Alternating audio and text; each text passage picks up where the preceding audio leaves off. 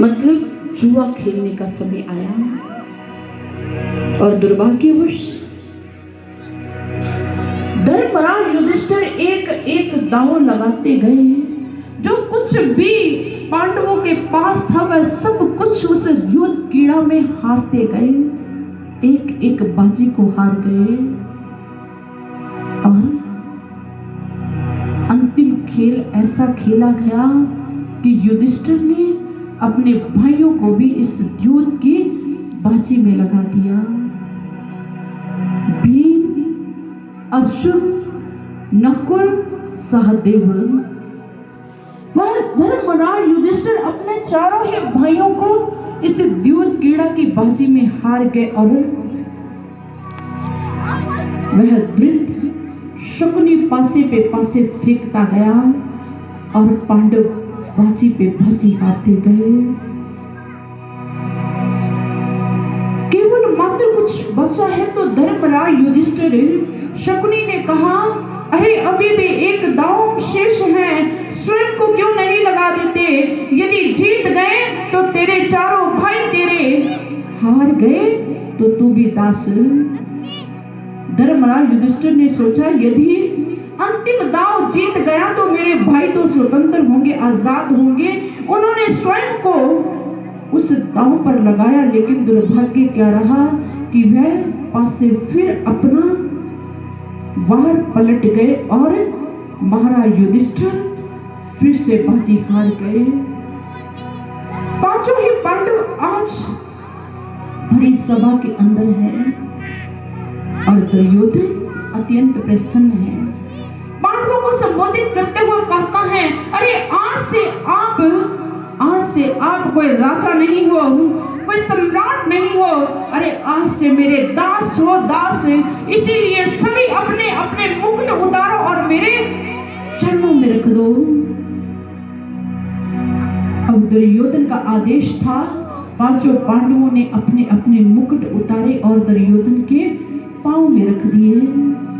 मानो पांचों ही पांडव दास बने हुए आज दुर्योधन के समक्ष हैं। फिर से शकुनी ने उकसाना शुरू किया, अरे अभी भी एक अंतिम दांव शेष है महाराज, यदि उस दांव को खेल लोगे तो सारी बाजी ही पलट जाएगी, सब कुछ हारा हुआ आपको प्राप्त हो जाएगा, जितना हारा है सब जीत जाओगे यदि एक दांव को लगा दो।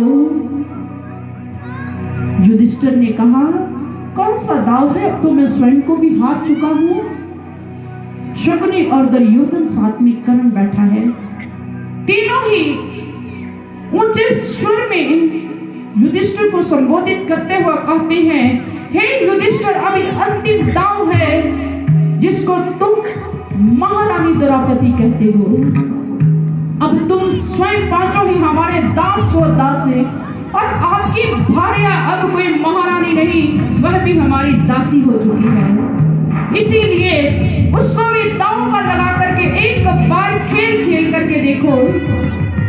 इससे पहले युधिष्ठिर को सोच पाते, उसी क्षण शकुनी ने अपनी बुद्धि का परिचय देते हुए कहा, अरे अरे महात्मा, एक बार लगा करके देखो, धर्मराज क्या पता पासे ही पलट जाए, अरे क्या पता फिर से माला माल हो जाओ, अरे इन पासों का क्या पता यह कहां लुढ़क जाए, कभी हमारी तरफ है तो कभी आपकी तरफ हो जाए। और वह अंतिम दांव था महारानी द्रौपदी का दांव, जिसको आज महाराज से दास बने हुए युधिष्ठिर ने दांव पे खेल दिया। लेकिन आज दुर्भाग्य ने भी ऐसा खेल खेला कि वह उस पासे को, उस बाजी को भी हार गए। और जैसे ही वह बाजी हारते हैं, उस सभा के अंदर सन्नाटा छा जाता है। लेकिन दुर्योधन, शकुनी और कर्ण, उनकी चित्कार तो आज पूरी सभा में गुंजायमान हो रही है। वाह मामा श्री, वह क्या खेल खेला है, अरे उस अभिमानी द्रौपदी को दासी बना करके रख दिया, अरे यही तो हमारी आकांक्षा थी, यही तो हम चाहते थे। दुर्योधन उठ करके खड़ा हो जाता है, अरे उसी अभिमानी, उसी द्रौपदी का हम अभिमान भंग करना चाहते थे, अरे जाओ जाओ दुशासन दुशासन उस अभिमानिनी को, आज महारानी नहीं दासी बनी हुई द्रौपदी को आज इस भरी सभा में लेकर के आओ। दुशासन अपने आसन से उठकर के खड़ा हो जाता है और चल पड़ता है देवी द्रौपदी के कक्ष की ओर। जैसे ही कक्ष की ओर गया, देवी द्रौपदी को जाकर के कहा कि आपको बड़ी सभा में बुलाया है, आपको जाना होगा। द्रौपदी ने प्रश्न करते हुए कहा, अरे किसने बुलाया है? बड़ी सभा में किसी भी पुत्र वधू का जाना उचित नहीं है। क्या पितामह का यह आदेश है, ये कुल गुरु द्रोणाचार्य का, या फिर स्वयं महाराज धृतराष्ट्र का यह आदेश है? बताइए। या फिर कुल गुरु कृपाचार्य कह रहे हैं कि पुत्र वधू को सभा में उपस्थित किया जाए? बताओ यह किसका आदेश है? आगे से दुशासन ने कहा, यह तो हमारे भ्राताश्री जो द्यूत क्रीड़ा में सब कुछ जीत गए हैं और आपके आर्य, आपके स्वामी ने आपको भी दांव पर लगाया और आप भी उस बाजी में हार गई हैं। और अब आप महारानी नहीं, अब आप हमारे भ्राताश्री दुर्योधन की दासी है, दासी। और हमारे भ्राताश्री का आदेश है, कुमार दुर्योधन का आदेश है कि इस द्रौपदी को बड़ी सभा में लाया जाए। द्रौपदी ने आगे से जवाब देते हुए कहा, निर्लज्ज दुशासन, दुर्योधन के कहने पर तुम मुझे इस बड़ी सभा में उपस्थित होने के लिए लेने के लिए आ गया? अरे जाकर के कह दे दुर्योधन को कि कभी भी कोई कुल वधू बड़ी सभा में उपस्थित नहीं होती जब तक उनके बड़ों का आदेश ना हो, जब तक उनके राजा और वृद्धों का आदेश ना हो। दुशासन चला जाता है और जाकर के सारी वार्ता दुर्योधन से कहता है कि हे भ्राताश्री, उस अभिमानिनी अहंकारी द्रौपदी ने इस बड़ी सभा में आने से इनकार कर दिया है। वह इस बात को स्वीकार नहीं कर रही। दुर्योधन क्रोधित होता हुआ अपने आसन से उठकर के खड़ा हो जाता है और कहता है, जाओ दुशासन जाओ, मेरा आदेश है। यदि यह अभिमानिनी मेरा आदेश ना माने तो उसको केशों से घसीट करके पकड़ करके बड़ी सभा में लाया जाए। शीघ्र, अति शीघ्र मेरे आदेश का पालन हो। दुशासन जाता है, द्रौपदी नहीं मान रही। आज दुशासन ने द्रौपदी को उसके केशों से पकड़ा और केशों से पकड़ करके घसीटता हुआ, खींचता हुआ आज बड़ी सभा की ओर ले आया। द्रौपदी बाहर कह रही है, दुशासन यह कैसी औपचारिकता निभा रही हो? अरे दुशासन, क्या जानते नहीं हो उस सभा के अंदर पितामह विद्यमान है, महाराज धृतराष्ट्र है, कुल गुरु कृपाचार्य और गुरुदेव द्रोणाचार्य भी उपस्थित है। अरे कर्णश्री विदुर नीतिवान वहां पर उपस्थित है। वह कभी आपको क्षमा नहीं करेंगे, इसलिए दुशासन मुझे छोड़ दीजिए मुझे। आज दुशासन द्रौपदी की एक भी बात को नहीं सुना और उसके केशों से पकड़ करके घसीटता हुआ आज द्रौपदी को बड़ी सभा में ला करके पटक देता है। आज मानो द्रौपदी स्वयं को असहाय महसूस कर रही है। जैसे ही जमीन पर लाकर के पटका, दुर्योधन ढाका लगा करके हंसता हुआ कहता है, अरे ले आया इस अभिमानिनी को, अभी तक इसका अहंकार, इसका अहम भंग नहीं हुआ है। अरे इस अभिमानिनी का अहम तो भंग करना ही होगा, इसीलिए इस बड़ी सभा के अंदर ही इस अभिमानिनी का चीर भंग कर दिया जाए, इसका चीर भंग किया जाए। दुशासन चीर की ओर बढ़ने लगा। द्रौपदी ने कहा, सावधान हो जाओ दुशासन, सावधान, मेरे चीर को हाथ लगाने का भी प्रयास मत करना। लेकिन दुशासन को तो दुर्योधन का आदेश है। आज द्रौपदी ने अपने पांचों पतियों की ओर देखा, एक को देख करके संबोधित करते हुए कहती है, हे महाराज युधिष्ठिर, कहाँ गया आपका धर्म? अरे सदैव धर्म की दुहाई देने वाला आज अधर्मी हो गया। अरे किस धर्म में यह लिखा है कि अपनी पत्नी को ही किसी बाजी में हार दिया जाए? मेरे प्रश्नों का सवाल, मेरे प्रश्नों का उत्तर दो, मेरे सवालों का जवाब दो महाराज। क्या केवल मात्र मैं एक बाजी का, खेल का एक यंत्र ही हूँ जिसे आपने इस्तेमाल किया और मैं हार गई? लेकिन आज युधिष्ठिर का झुका हुआ शीश किसी प्रश्न का उत्तर नहीं दे रहा। भीम की ओर देख करके कहती है, अरे महाबली भीम, कहाँ गया आपके भुजाओं का बल? आप तो इस विश्व में बलशाली कहलाते हो, आपकी भुजाओं की बल की गांठों तो संपूर्ण विश्व कहता है, लेकिन आज यह भुजाएं मेरी रक्षा करने के लिए क्यों नहीं उठ रही? आज इन भुजाओं का दम, इनकी शक्ति कहाँ चली गई है? अर्जुन की तरफ देखा, अरे अर्जुन, हे आर्य, हे पांडु पुत्र अर्जुन, आप तो बहुत बड़े योद्धा धनुर्धर हो। आपके समक्ष तो कोई भी युद्ध के अंदर है, आपके समक्ष कोई भी धनुर्धर खड़ा नहीं हो सकता। जो भी आता है वो हार जाता है, लेकिन आज स्वयं को हार करके बैठे हो। आज आर्य, मेरी रक्षा करने के लिए यह धनुष क्या कभी नहीं उठेगा?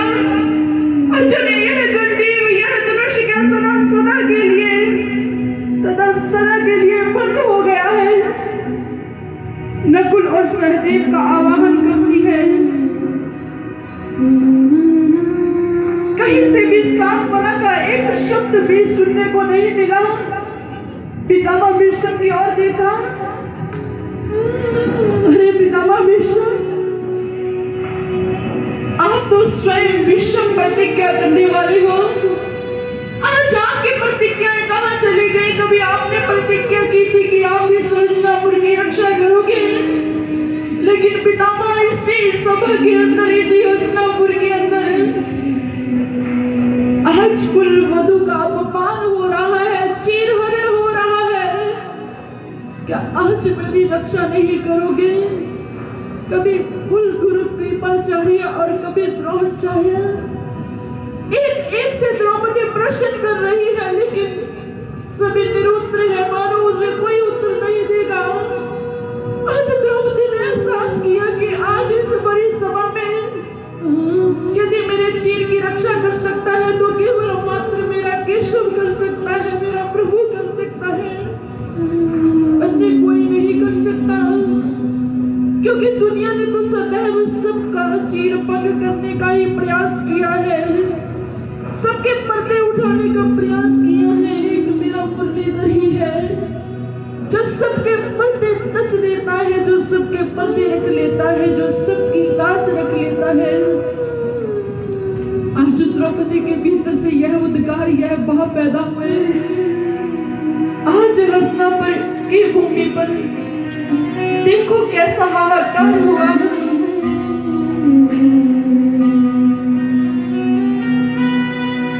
आज हस्तिनापुर की भूमि पर चारों ओर हाहाकार हुआ।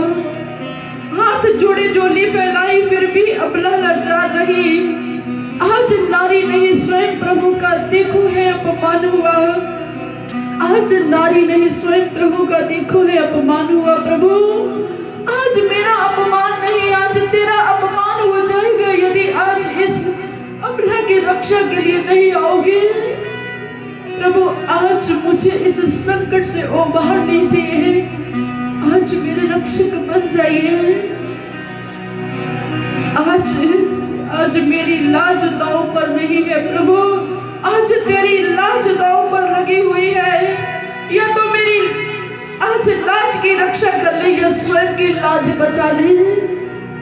हे मनमोहन, सबके मन को मोह लेने वाले, हे मुरलीधर, हे घनश्याम, मेरी रक्षा करो, मेरी रक्षा करो। आज उस बड़ी सभा के अंदर द्रौपदी नेत्र मूंद लेती है और दुशासन का हाथ आज उनके चीर पर जाता है।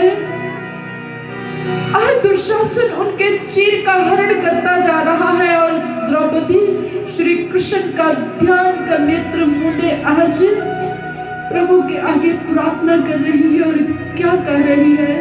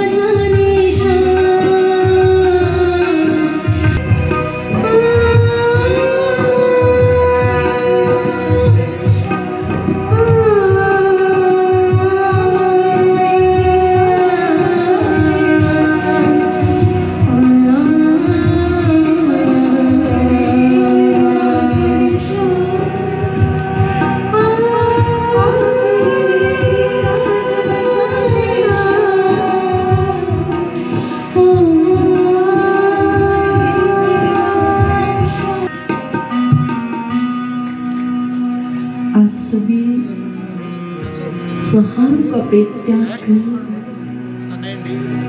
द्रौपदी ने अपने नेत्रों को मूंद लिया और श्री कृष्ण के ध्यान में ध्यानस्थ हो गई और उसी के आगे पुकार विनती की। सभी सहारे छोड़ द्रौपदी जब श्री कृष्ण को याद किया, प्रकट हो साड़ी के रूप में अबला को आबाद किया, प्रकट हो साड़ी के रूप में अबला को आबाद किया। सभी सहारों को छोड़ करके द्रौपदी ने श्री कृष्ण को याद किया तो द्रौपदी के आगे श्री कृष्ण प्रभु स्वयं साड़ी के रूप में प्रकट हो गए। दुशासन उसे चीर को खींचते खींचते साड़ी के पल्लू को खींचते खींचते थक जाता है, लेकिन उन वस्त्रों का अंत नहीं हो पा रहा, क्योंकि वहां पर स्वयं श्री कृष्ण प्रकट हो चुके हैं। और जब इस दृश्य को इस कवि ने इसका अवलोकन किया, उसने बहुत सुंदर कहा, नारी की ही साड़ी है या साड़ी बीच नारी है, नारी बीच साड़ी है या साड़ी बीच नारी है। कहते यह अनुमान लगाना कठिन हो गया कि साड़ी के बीच में से नारी प्रकट हो रही है अथवा नारी के बीच में से साड़ी प्रकट हो रही है। आज उस बड़ी सभा में सन्नाटा छा गया। इससे पहले कि द्रौपदी महाराज युधिष्ठिर वह कौरवों को शापित कर देती, मध्य कुंती आ जाती है। गंधारी ने आकर के दया की भीख मांगी कि हे यज्ञ सैनी द्रौपदी क्षमा कर दे, क्योंकि आज द्रौपदी के भीतर से वह ज्वाला प्रकट हो चुकी है, वह ज्वाला प्रज्वलित हो चुकी है। इसके विषय में गंधारी और कुंती सबको बोध है कि यदि आज द्रौपदी किसी भी शब्द का उवास कर देगी, कुछ भी बोल देगी, तो वह होना सत्य है, वह होकर के ही रहेगा। क्योंकि नारी जब अपने अस्तित्व में आती है तो फिर वह जो चाहती है प्रकृति के अंदर वही होता है। इससे पहले कि वह कौरवों को शाप दे करके या अपने यज्ञ के अग्नि को ही प्रकट कर सबको भस्मीभूत कर देती, तो आज गंधारी ने क्षमा याचना मांग ली। आज महाराज युधिष्ठिर के समक्ष आज दुशासन सभी हैं, लेकिन धृतराष्ट्र उन्होंने नेत्रों से तो देख नहीं पा रहे, लेकिन द्रौपदी की ऐसी दशा का अवलोकन करते हुए कहा, शांत हो जाओ पुत्री, शांत हो जाओ, मैं तेरे पांचों हुए पतियों को अभी स्वतंत्र कर देता हूं, अभी आजाद कर दूंगा। मैं अपने पुत्र की तरफ से तुझसे क्षमा याचना करता हूँ। आप इस कौरव वंश को श्राप मत दीजिए, इसको शापित मत कीजिए। लेकिन यहाँ पर समझने योग्य बात है कि जब नारी अपने अस्तित्व में आती है तो फिर बड़े बड़े राजे महाराजे भी उसके आगे हाथ बांध करके दया की भीख मांगते हैं।